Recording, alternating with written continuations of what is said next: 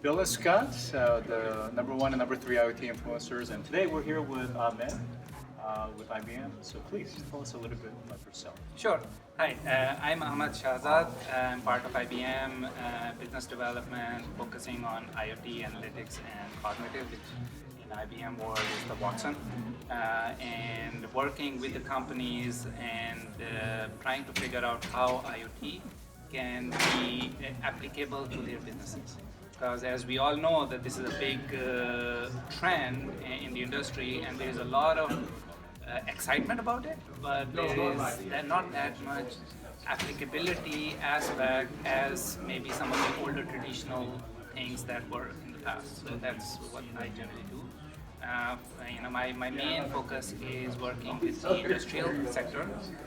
So we look at two sides of their businesses. One is their manufacturing side, and looking at all the manufacturing and trying to figure out how their manufacturing processes can improve using IoT and Watson. And the other side is their products in the field, and if they have put sensors, they have put more smart, they make their products more smart, how do they can get that data back and make that more applicable to their product design, their marketing, their aftermarket sale, the support and things like that. Are you seeing a lot of acceptance in the industrial market?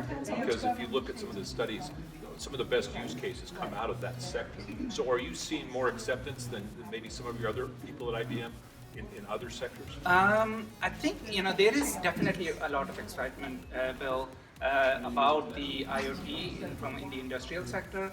The challenge that I see is that most industrial sector is lagging in terms of their investment in the technology overall, compared to say finance, commerce, and some of the others. And so their IT frameworks or IT investment is not up to date, and that is a bigger challenge than their desire to do something. So as an example, I've been working with a few companies. They are still going through their ERP upgrades, like trying to make a single ERP. And now we are seeing all of this data that is coming either from the factory floor or from the field, and they don't have any infrastructure ready to get that data and then maybe put some analytics on it. So that's the main thing that I'm seeing in the industry. So this is very interesting, Ahmed, which is that even if there's a desire and a business strategy to proceed in the industrial side, you're having some prerequisite issues. Yeah. And infrastructure is one of those things as well. Now, tell us about IBM, because IBM provides a full infrastructure for your Yes. company. So how can you assist with some Yeah, of this? so that's where IBM has have several options on the table to work with the businesses. One of them is what we call Watson Data Platform, and that is a cloud-based, a hybrid cloud-based solution where you can get all of your enterprise data as well as the IoT data, and then host it on a cloud or on-prem, and then get some analytics out of that.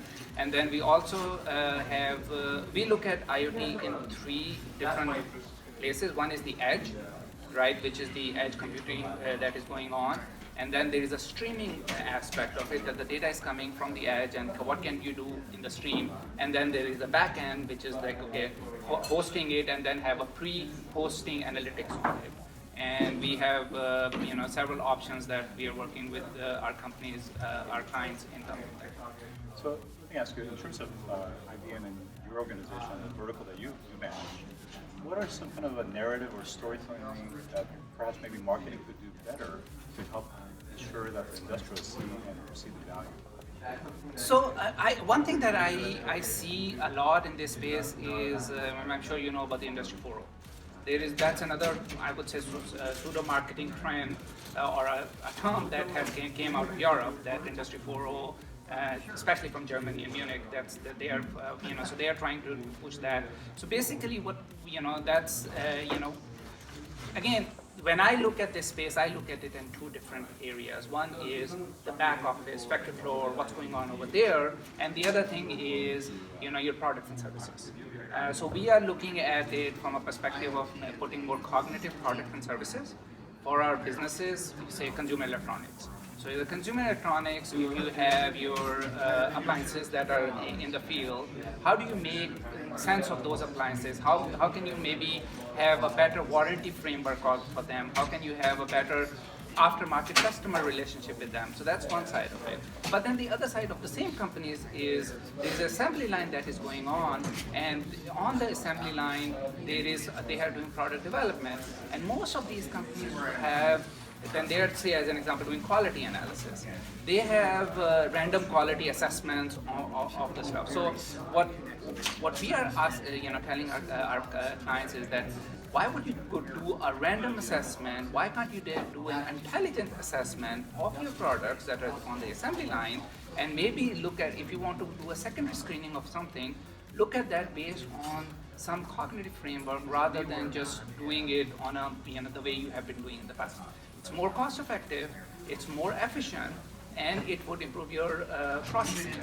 So let me ask you, that message, do you feel like it's resonating and it's being understood by your target customers?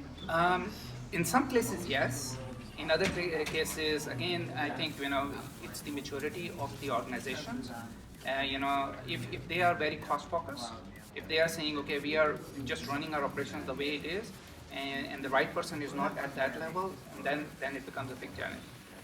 That said, in my opinion, companies that are not looking into this, you would probably look at them in a few years and say, where did it go?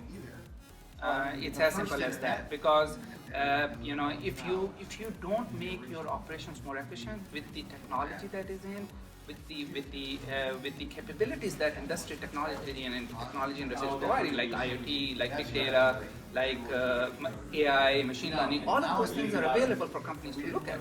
And if they don't do it, yes, your competitor is probably already doing it, and they are doing a better job in customer retention, product quality, improving the revenue and reducing their cost. And if you don't do it, you'll lose. So on that note, just to wrap up, we've been speaking with Ahmad Shahzad with IBM, and I think you made a really great point, which is companies, industrial companies, can choose to do something or not do something, but the consequence of not doing something is fairly severe, including obsolescence. Yeah. Thank you very much for joining today. Thank you very much, Ahmad. Yeah, thank you. Okay. Yeah.